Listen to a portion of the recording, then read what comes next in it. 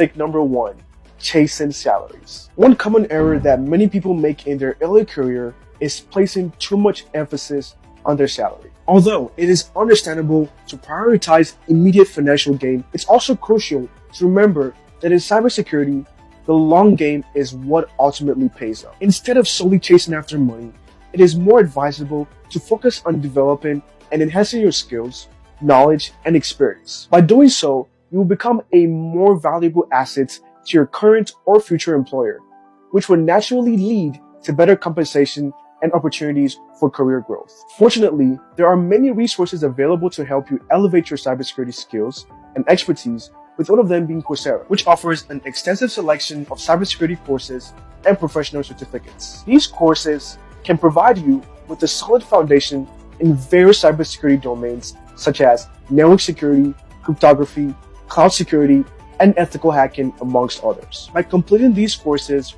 relevant to your cybersecurity goals and interests, you will not only expand your knowledge and skills, but also, in turn, increase your earning potential over time.